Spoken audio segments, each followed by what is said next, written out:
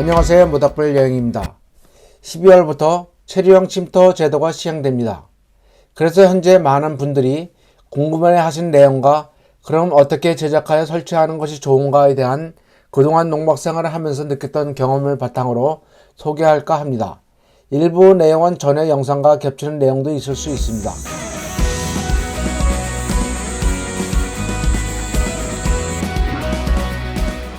체류형 쉼터는 도로에 접하고 있어야 한다. 쉼터 설치할 농지에 접하고 있는 현황도로만 있으면 가능합니다. 주택을 건축하려면 지적도상 도로에 접하고 있어야 하고, 농막은 도로가 없어도 농막을 설치할 때 임시 도로를 함께 개설하면 가능했습니다. 체류형 쉼터는 지적도상 도로가 아니더라도 응급차나 소방차가 접근 가능한 현황도로만 있으면 가능합니다. 두 번째로, 체류형 쉼터는 가설 건축물로 12년까지만 가능한가? 체류형 쉼터는 설치하고 3년마다 연장 신고를 하면 12년까지 존치 가능하다고 정부에서 발표했습니다. 많은 분들이 체류형 쉼터가 5천만 원 이상 소요될 것이라고 예상하고 있는데 12년만 사용 가능하다면 누가 설치할까에 대한 의견을 내고 있습니다. 정부에서는 이것에 대해서 더 논의하겠다는 입장입니다. 제 바람이지만은 좋은 방향으로 결론이 나지 않을까 합니다. 체류형 쉼터를 설치하려면 면적이 어떤 크기의 농지가 필요한가? 체류형 쉼터 10평, 주차장, 데크 등 부속시설 부지가 모두 합하여 20평이라면 농지는 2배인 최소 60평, 198제곱미터 이상의 농지가 있어야 설치가 가능합니다. 다섯 번째로, 체류형 쉼터는 가설 건축물입니다. 그래서 바닥에 콘크리트 타설 등 시설이 불가능합니다. 잔디를 심는 것도 허용하고 있지 않습니다. 기존 농막도 체류형 쉼터 조건을 만족한다면 농촌 체류형 쉼터로 전환이 가능합니다. 농촌 체류형 쉼터를 시행하고 3년 이내에 전환이 가능하다고 합니다. 기존 농막이 6평만 허용했는데 6평이 넘는다든지 주차장 등 농막의 불법적인 요소를 가진 농막도 체류형 쉼터 허용 조건만 만족한다면 체류형 쉼터로 전환이 가능합니다. 기존 농막을 사용하는 분들이 나는 농막을 잘 사용하겠는데 왜 굳이 체류형 쉼터로 전환해야 하는지에 대한 질문을 하는 분들이 있을 수 있습니다. 체류형 쉼터와 농막과의 차이점은 가장 큰 것은 잠을 잘 수 있는가에 대한 내용입니다. 원칙적으로 농막에서는 잠을 잘 수 없습니다. 음성적으로 허용하고 있었던 내용입니다. 체류형 쉼터는 합법적으로 장기적으로 거주하는 것이 아니더라도 잠을 자는 것을 허용합니다. 체류형 쉼터가 시행되면 농막에서 잠을 자는 것에 대한 이야기가 나올 것이라고 생각이 됩니다. 농막을 설치하고 농막에서 3년간 이용해본 경험담을 소개하겠습니다. 체류형 쉼터나 농막을 새로 설치할 때 상권도로는 고려해봤으면 합니다. 농막은 설치 허용 면적이 20제곱미터 6평입니다. 체류형 쉼터 허용 면적은 33제곱미터 10평입니다. 그리고 다락도 허용한다 합니다. 다락까지 포함하면 약 15평이 될 것 같습니다. 첫 번째 고려사항은 체류형 쉼터를 설치하고 겨울에도 사용할 것인가에 대한 결정입니다. 농막이나 체류형 쉼터는 여름은 덥고 겨울은 매우 춥습니다.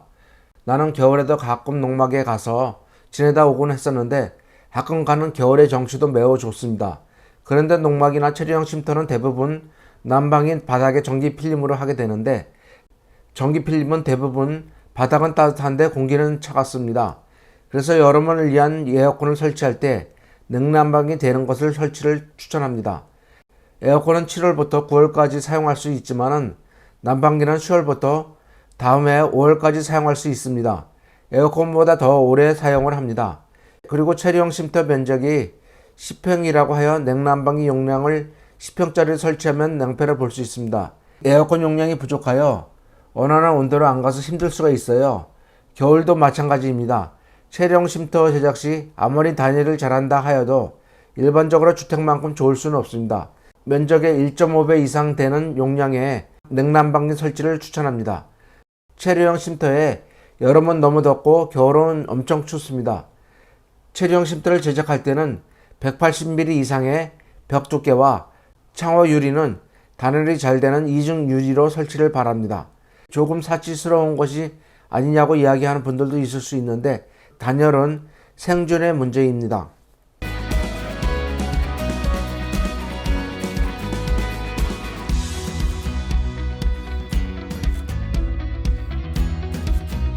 두 번째 고려사항은 영농을 하면 농사용 전기를 사용할 수 있는데 농사용 전기는 영농을 하는 곳에만 사용할 수 있어요. 영농을 위한 농사용 전기를 사용하더라도 체류형 쉼터에 사용하는 전기는 일반용 전기를 별도로 사용하는 것을 추천합니다. 나중에 단속이 돼서 전기요금이 가중될 수도 있습니다. 세 번째 고려사항은 체류형 쉼터는 가설 건축물입니다. 12년 존치기간을 늘려준다 하여도 소모성 비용으로 생각하여야 합니다. 시간이 지날수록 투자 비용은 나중에 회수가 어려울 수 있습니다. 대략 비용을 검토해 보면 체류형 쉼터면 설치 비용이 평당 400만원 정도 될 것 같고 15평이면 6천만원, 데크, 주차장, 정화조 등 부대 비용을 2천만원으로 생각하면 약 8천만원 이상 소요될 것이라고 생각되어집니다. 비용이 많이 들죠. 물론 저렴한 비용으로 제작도 가능할 수 있지만 잠을 자고 생활하려면 어느 정도 이상의 시설은 필요한 것 같습니다. 초기 설치 비용이 더 들어가더라도 주택이나 근생 건물로 건축을 하고 등기를 내고 하여 나중에 재산적 가치를 보존하는 것도 같이 검토하고서 체류형 쉼터를 설치하는 것이 좋겠다고 생각을 하면 체류형 쉼터 설치를 권장합니다. 또 체류형 쉼터는 10평까지 설치할 수 있지만 10평까지 설치 안 해도 가능합니다.